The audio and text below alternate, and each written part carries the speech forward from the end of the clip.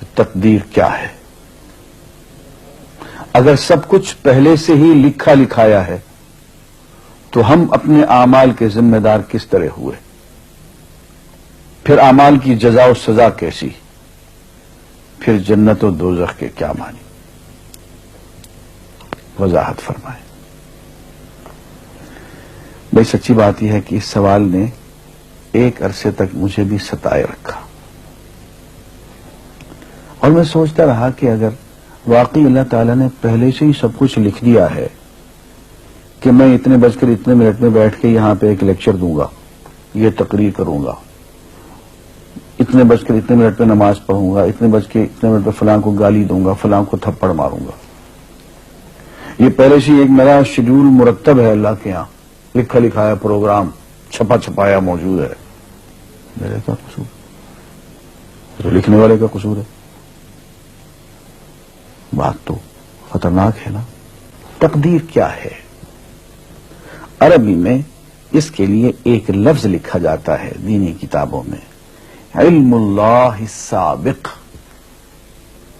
اللہ کا علم جو پہلے سے اسے حاصل ہے. اللہ کو معلوم ہے کہ آج میں اتنے بج کر اتنے منٹ پہ اپنی مرضی سے، اپنے ارادے سے، اپنی آزادی فکر اور آزادی عمل پہ، عمل سے کام لیتے ہوئے یہ کام کروں گا. اب بھائی کام تو میں اپنی مرضی سے کر رہا ہوں، اپنی آزادی سے، اپنے ارادے سے کر رہا ہوں، لیکن اتنی سی بات تو مانو کہ اللہ تعالیٰ علام الغیوب ہے، علیم بذات الصدور ہے. مجھے اپنے بارے میں پتہ نہیں ہے کہ کل 10:10 پہ میں کیا کروں گا، اس کو پتا ہے. مجھے اپنے بارے میں پتہ نہیں ہے کہ میں 10 سال کے بعد کہاں ہوں گا، کیا کر رہا ہوں گا، فلاں بج کے فلاں منٹ، اس کو پتا ہے. اس کو میرے آزادانہ، خود مختارانہ، فری ول کے ساتھ کیے ہوئے اعمال کا پتہ ہے کہ میں اپنی مرضی سے، اپنے فری ول کے ساتھ، اپنے ارادے سے اتنے بج کر اتنے منٹ پہ کیا کروں گا. یہ اس نے اپنے ہاں لکھ رکھا ہے، اس لیے کہ اس کو پوری کائنات کا نظام چلانا ہے. اس کا علم جو ہے وہ صحیح ہے، لیکن اس کا علم میرے ارادے سے نہیں ٹکراتا ہے. یہ بات میں ایک مثال سے سمجھاؤں گا. میرے ساتھ ایک واقعہ پیش ہو گیا، اس دن مجھے تقدیر سمجھ میں آ گئی کہ ہوتی کیا ہے. 1971 کی بات ہے کہ یہاں اکاؤنٹنٹ جنرل آفس میں میں ڈپٹی اکاؤنٹنٹ جنرل تھا. اس زمانے میں ایک مشہور نجومی تھا شیخ صادق، یہاں قلعہ گزر سنگھ میں رہتا تھا. وہ پتہ نہیں بیچارہ زندہ ہے یا فوت ہو گیا. انہوں نے دروازہ کھولا، میرے کمرے میں آ گیا. کہاں صاحب ہم آپ کی خدمت کرنا چاہتے ہیں، ہم آپ کو مستقبل کے بارے میں کچھ بتانا چاہتے ہیں. میں نے کہا بھائی میرے پاس فضول باتوں کے لیے وقت نہیں ہے، میں علم نجوم وغیرہ کو اس قسم کی یہ فضول باتوں کو میں نہیں مانتا ہوں، مشغول آدمی ہوں، ان چکروں میں مجھے مت ڈالو. اس نے کہا سر مجھے صرف 1 منٹ تو آپ دے دیں. میں نے کہا ہاں 1 منٹ دیتا ہوں. اس نے ایک بہت بڑا کاغذ میرے سامنے لکھا جس پہ 40 خانے بنے ہوئے تھے، 40 چیزوں کے نام لکھے ہوئے تھے، مختلف چیزوں کے نام، کتاب، قلم، اینک، کاپی، دوات، پینسل، میز، بادل، برکھا، مسجد، مندر، ایسے ہی ایٹ رینڈم چیزوں کے نام، 40 چیزوں کے نام لکھے ہوئے تھے. مجھے کہنے صاحب آپ ان میں سے کسی ایک چیز پہ انگلی رکھ دیں یا اس کا نام آپ اس کاغذ پہ لکھ دیں. اور مجھے یہ کہتے کہتے اس نے ایک پیس آف پیپر میری میز سے اٹھایا اور اس پہ کچھ لکھا اور اس کو یوں الٹا کے رکھ دیا. میں نے کہا تم نے یہ کیا کیا؟ کہنے لگے جی میں نے وہ چیز لکھ دی ہے، وہ نام جو ابھی آپ لکھیں گے. تو اب میں پریشان ہو گیا. تماشا کی بات ہے نا کہ جو چیز میں سوچ سوچ کے اپنے ارادے سے، اپنی مرضی سے ابھی لکھوں گا، اس نے پہلے سے لکھے وہاں رکھ چھوڑ دیے میرے سامنے.